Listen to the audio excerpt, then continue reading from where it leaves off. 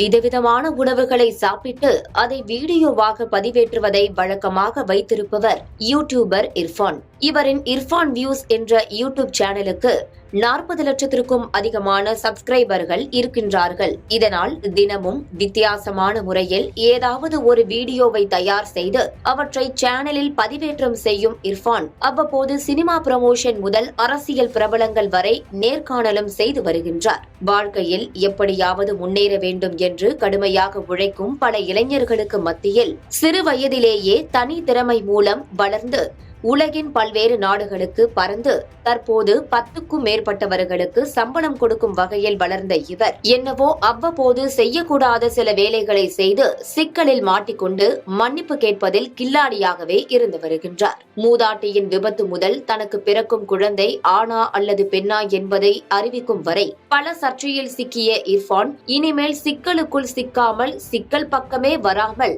குடும்பத்துடன் நிம்மதியாக இருப்பார் என நினைத்தவர்களுக்கு பெரும் ட்விஸ்ட் வைக்கும் விதமாக நேற்றைய தினம் ஏழை எளிய மக்களுக்கு உதவுறேன் என்ற பெயரில் அவர் செய்த செயல் பலருக்கும் முகசுழிப்பை ஏற்படுத்தி இருக்கின்றது. நேற்று உலகம் முழுவதும் ரம்ஜான் பண்டிகை கொண்டாடப்பட்டது. இந்த சூழலில் வித்தியாசமான வீடியோக்களை எடுத்து அவற்றை பதிவேற்றம் செய்வதற்காக சாலையோரம் வசிப்பவர்களுக்கு உதவி செய்ய அவரது மனைவியுடன் காரில் கிளம்பினார். அப்போது சென்னை நகரின் முக்கிய பகுதிகளுக்கு சென்ற இர்ஃபான் பசியும் வறுமையும் மட்டுமே தெரிந்த ஏழை மக்களுக்கு புது துணியையும் பணத்தையும் கொடுத்த போது அங்கிருந்தவர்கள் பொருட்களை வாங்க முந்தியடித்து சென்றுள்ளனர். அதில் ஒரு சிலர் எங்கே தங்களுக்கு இந்த பொருட்கள் வராமல் போய்விடுமோ என்ற அச்சத்தில் இர்ஃபானின் மனைவியிடம் பொருட்களை வாங்க முயன்றுள்ளனர். இதனால் கோபமடைந்த இர்ஃபான் மற்றும் அவரது மனைவி அந்த ஏழை எளிய மக்களை பார்த்து அசிங்கமா பண்ணாதீங்க, கையை நீட்டாதீங்க என அவர் சொன்னதோடு காரில் இருந்து கீழே இறங்காமல் அவர்கள் அடித்த கமெண்ட்கள் காமெடி மியூசிக் அமைத்து அவர் வெளியிட்ட வீடியோவிற்கு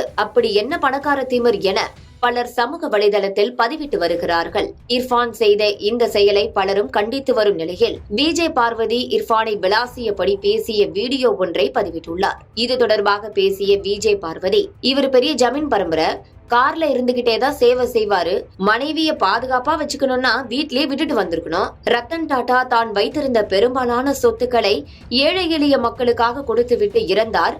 ஆனால் அதை பற்றி அவர் யாரிடமும் வெளிப்படுத்தவில்லை.